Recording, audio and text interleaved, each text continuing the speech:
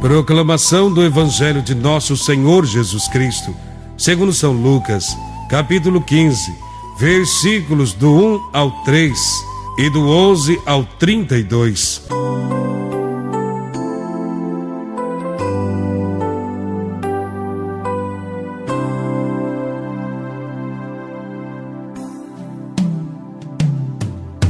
Naquele tempo, os publicanos e pecadores aproximavam-se de Jesus para o escutar.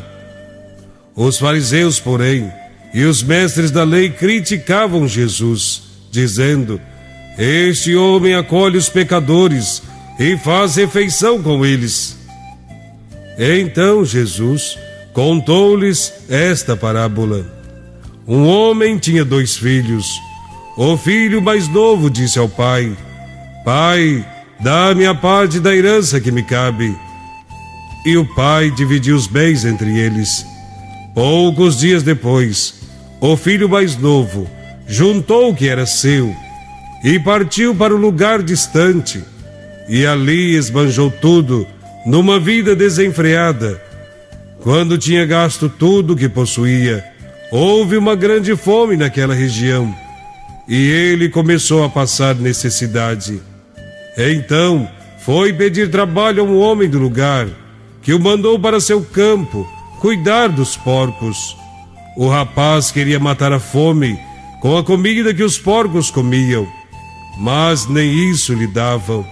Então caiu em si e disse: Quantos empregados do meu pai têm pão com fartura, e eu aqui, morrendo de fome? Vou-me embora, vou voltar para meu pai e dizer-lhe: Pai, pequei contra Deus e contra ti. Já não mereço ser chamado teu filho. Trata-me como a um dos teus empregados. Então ele partiu e voltou para seu pai. Quando ainda estava longe, seu pai o avistou e sentiu compaixão. Correu-lhe ao encontro, abraçou-o e cobriu-o de beijos. O filho então lhe disse: Pai, pequei contra Deus e contra ti. Já não mereço ser chamado teu filho. Mas o pai disse aos empregados: Trazei depressa a melhor túnica para vestir meu filho, e colocai um anel no seu dedo e sandália nos pés. Trazei um novilho gordo e matai-o. Vamos fazer um banquete, porque este meu filho estava morto e tornou a viver. Estava perdido e foi encontrado. E começaram a festa. O filho mais velho estava no campo. Ao voltar, já perto de casa, ouviu música e barulho de dança. Então chamou um dos criados e perguntou o que estava acontecendo. O criado respondeu: É teu irmão que voltou. Teu pai matou o novilho gordo, porque o recuperou com saúde. Mas ele ficou com raiva e não queria entrar. O pai, saindo, insistia com ele.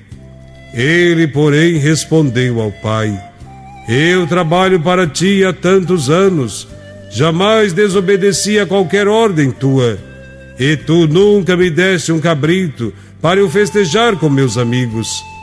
Quando chegou este teu filho, que esbanjou teus bens com prostitutas, matas para ele o novilho cevado. Então o pai lhe disse: Filho, tu estás sempre comigo, e tudo que é meu é teu. Mas era preciso festejar e alegrar-nos, porque este teu irmão estava morto e tornou a viver, e estava perdido e foi encontrado. Palavra da salvação. Estamos diante da mais sublime de todas as parábolas do Evangelho. Esta é conhecida como a parábola do filho pródigo. Este título, porém, não é o mais apropriado. Apesar da primeira parte da parábola falar do filho mais jovem e a segunda parte se referir inteiramente ao filho mais velho, o personagem que é o verdadeiro protagonista da história é o pai.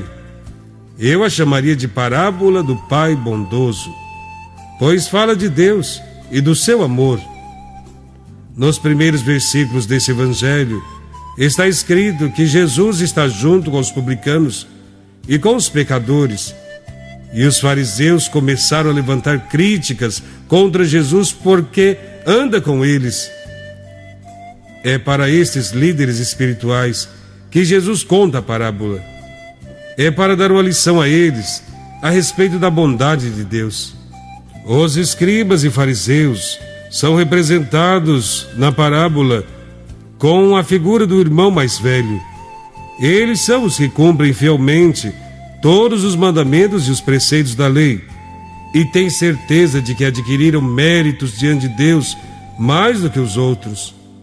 Sentem-se no direito de desprezar os irmãos. Não querem sentar-se à mesa com os que erraram. Pois bem, estes, considerados justos, correm o risco, segundo o ensinamento de Jesus, de serem excluídos da festa. O filho mais novo são os marginalizados, os pecadores, os cobradores de impostos e os pagãos convertidos. A cena é muito breve. Num gesto ousado, contrariando as regras da época, o filho mais novo pede a sua parte da herança. Poucos dias depois, junta as coisas e some. Pensa em seus anos da juventude, que são poucos, e passam como vento.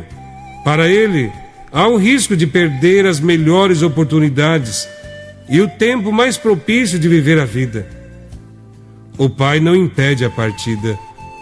Não fala uma palavra sequer. Esta sua atitude mostra o respeito de Deus pela liberdade do ser humano. Para ele, todos os filhos são iguais e têm os mesmos direitos.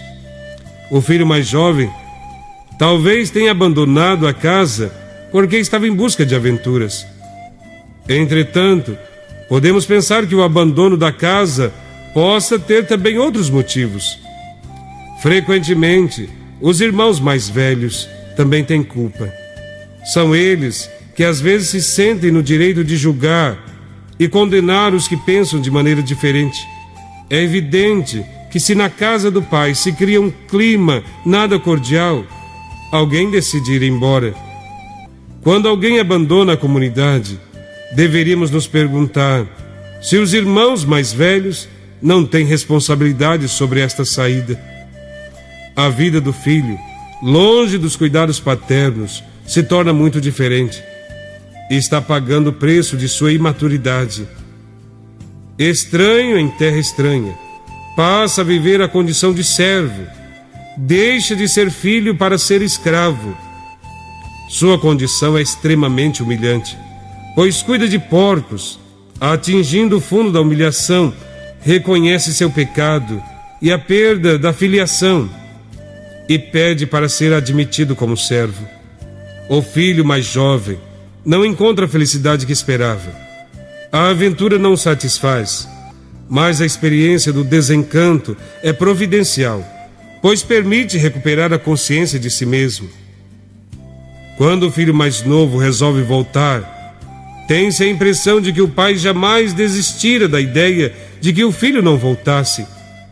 Vendo-o ainda longe, encheu-se de compaixão.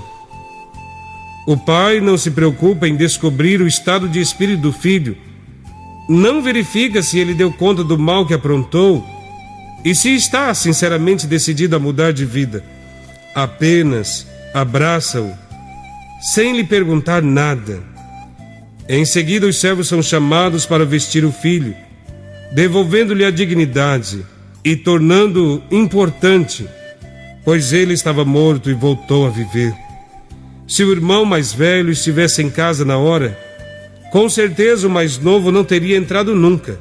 Também deveríamos refletir se esta situação não acontece em nossas comunidades. Pode ser que aqueles que se dizem justos estão levantando barreiras bem altas para impedir a volta daqueles que se desgarraram na vida. Neste caso, não estão seguindo o Evangelho. O verdadeiro pai quer autênticos filhos E essa autenticidade requer a reconciliação entre os filhos, custe o que custar.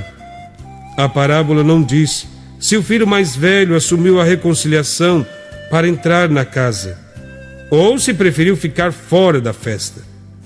A resposta é o cristão, que com sua prática em favor dos excluídos deve dar.